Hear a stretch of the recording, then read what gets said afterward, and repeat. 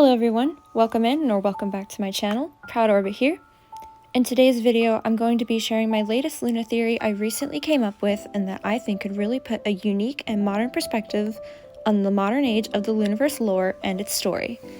Also, yes, this is my real voice, as I think my voice could better narrate this type of video compared to the robotic voice I normally use. Not to mention, it would take a long time to edit when the robotic voice lines for the video. Also, this is already beginning to be a nightmare to edit, so real voice it is. I also hope my voice isn't too overbearing or awful. I don't have the best audio quality, but I'm still trying my best.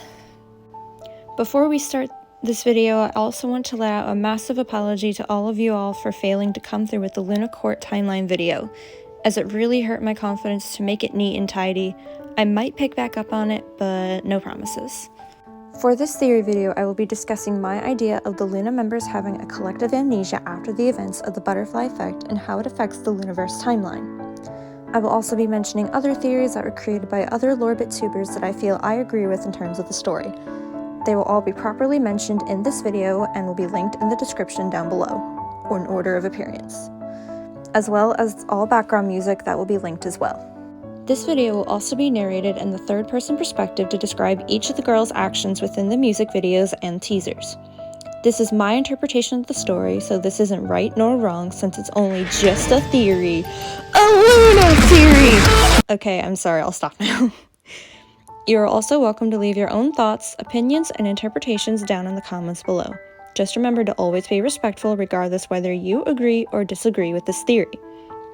Alright, without further ado, let's dive into today's Loonaverse theory, LOONATheAmnesia.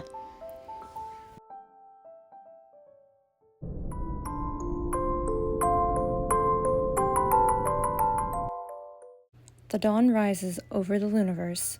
It's a big and warm summer's day. All 12 girls eager, steady, and ready for the big day ahead of them. Their goal? They must all run together when the moon is at its fullest in order to break the Mobius and the loop they've been living in. 6th girl Kim Lip and 8th girl Cherry meet up and have a plan to go find their other members. Kim Lip tells Cherry to go seek out the 2nd girl Hyunjin for vital information and to make sure she knows the plan. Kim Lip told Cherry that she was in search of member Heejin to inform her of the situation of the Eden girls.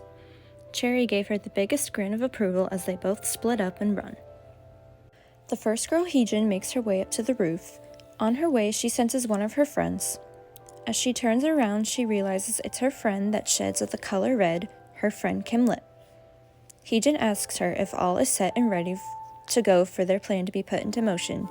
Kim Lip tells her that all is almost ready. However, she was informed that from Jinsol there was a girl lost in the deep dark forest of Eden. Heejin remembers this girl for she had met her not long ago.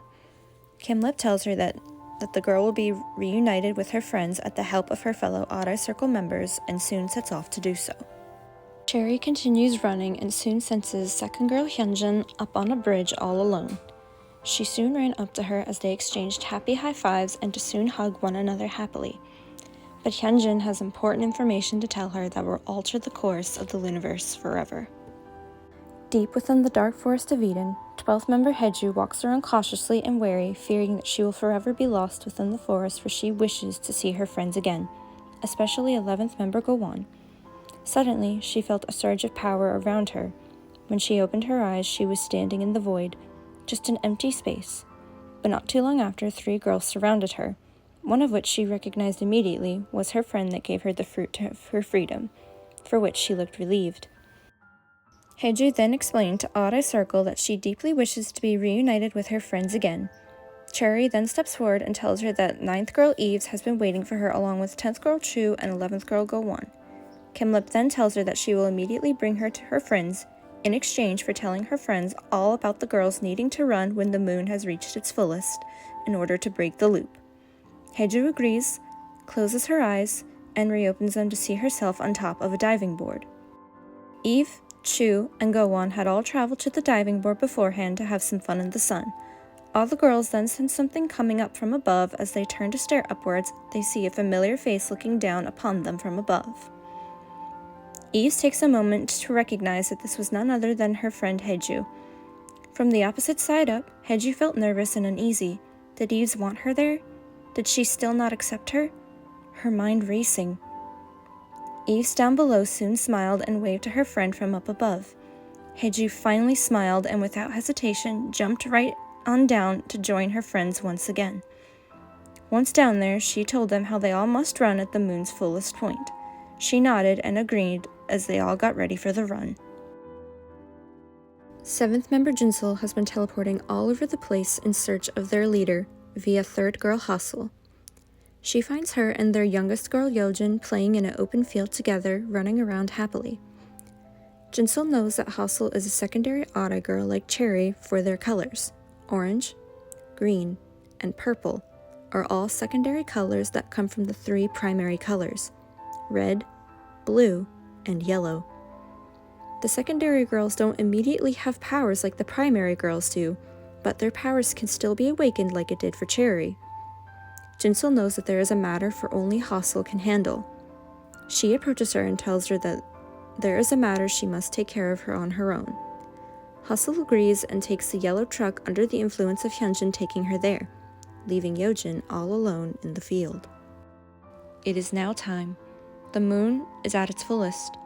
The girls are ready, steady, and finally, they ran.